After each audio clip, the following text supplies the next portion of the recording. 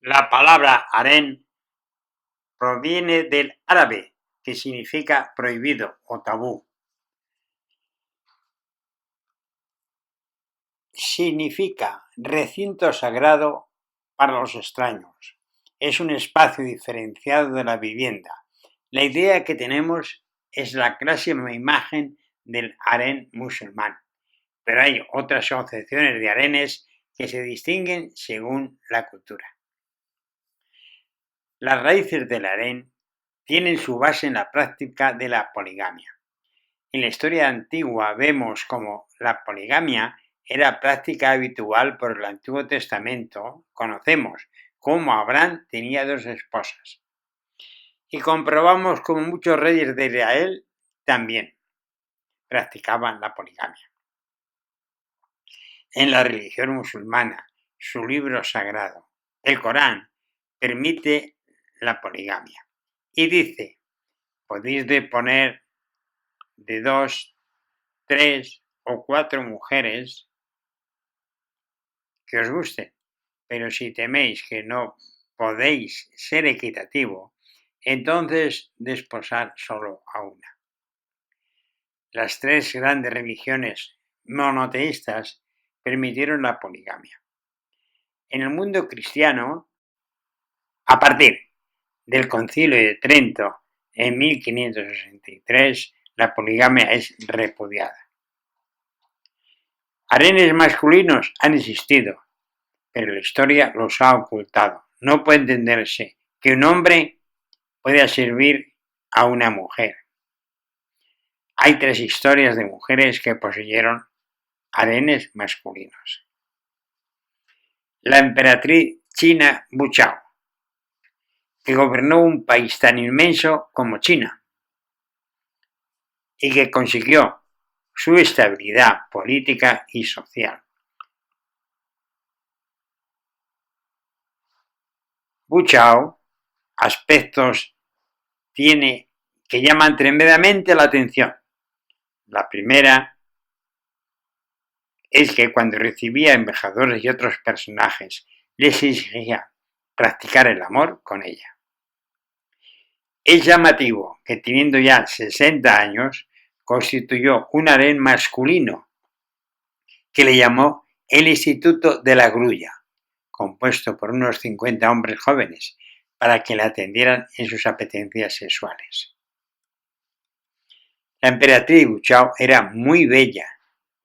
Tenía 14 años cuando su padre decidió venderla al emperador para concubina en su harén. El heredero al trono, Cao Shun, conoció a Wu Chao siendo la concubina de su padre y se enamoró de ella. A la muerte del emperador, permaneció en un convento budista 7 años. Consiguió contactar con la madre del nuevo emperador para volver a estar juntos ya que estaban enamorados.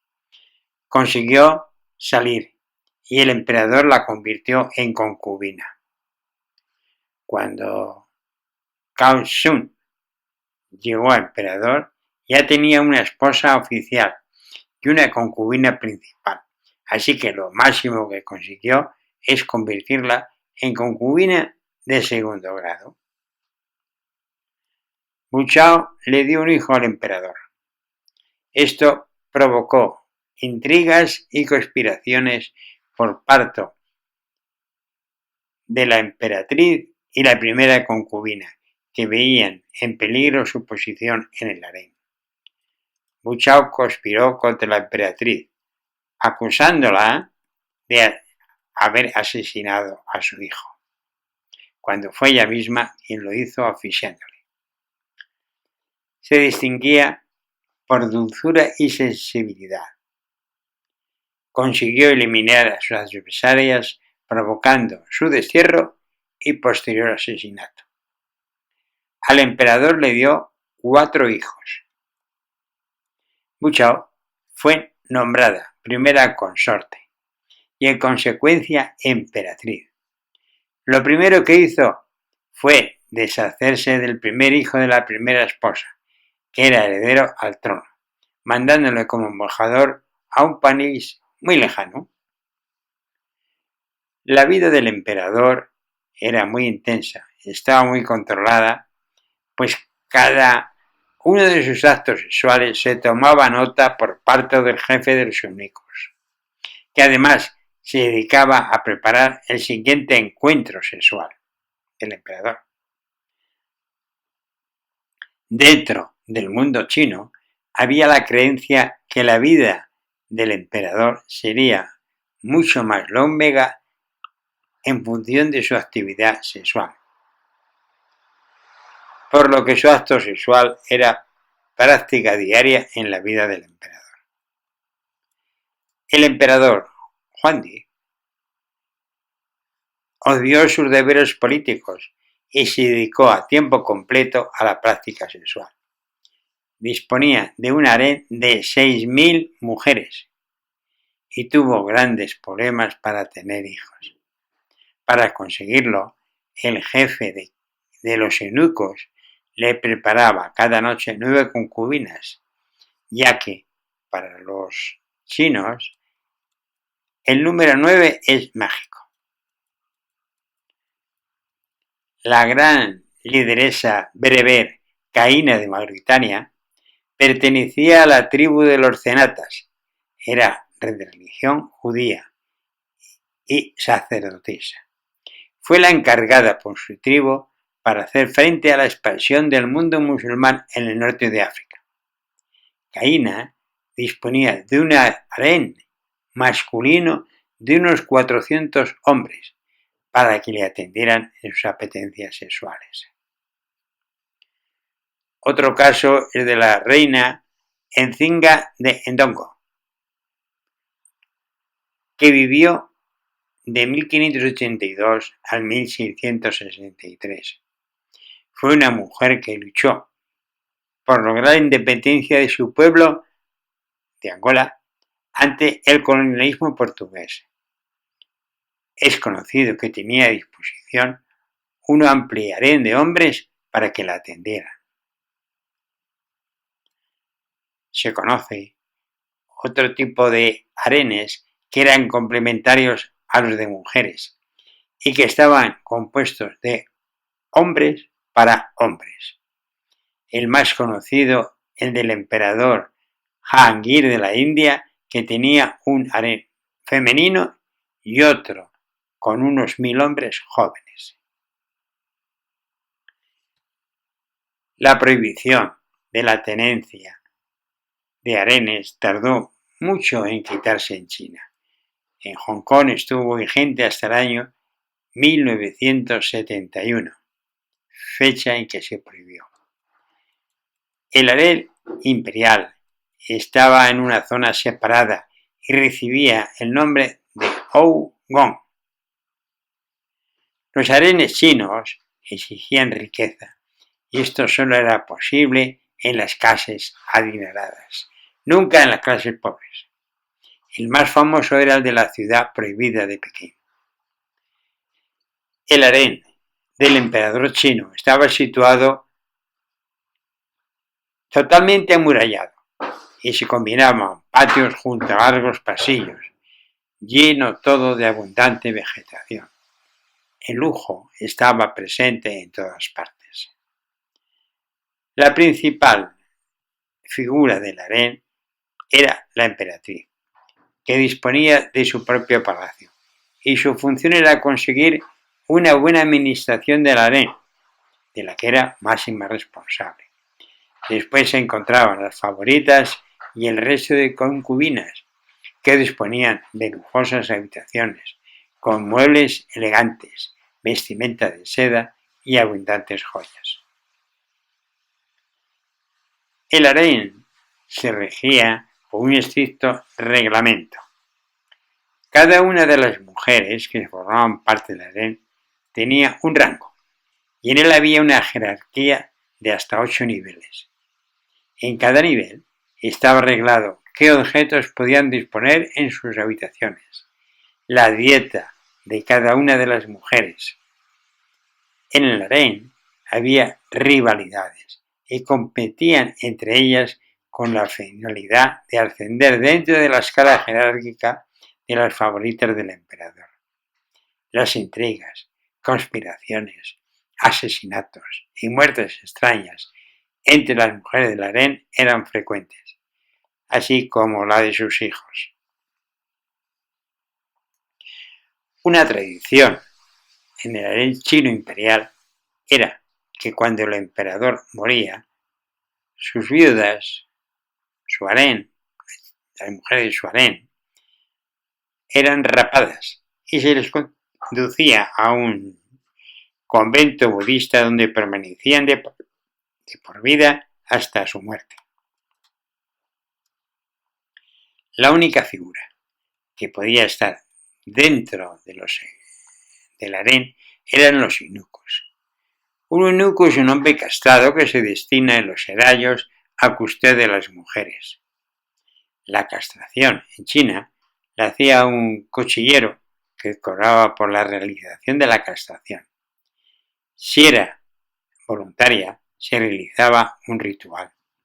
La operación se hacía en un edificio cerca del Palacio Imperial. El nivel de supervivencia de los que castraban era bajo, debido a las infecciones. La castración era una práctica habitual cuando un ejército vencía a otro y los vencidos eran castrados para lograr su total humillación. Se les seccionaba los testículos y el pene por la base. El hombre no podía orinar durante los 3 días siguientes, ni beber líquido alguno. El dolor era increíble.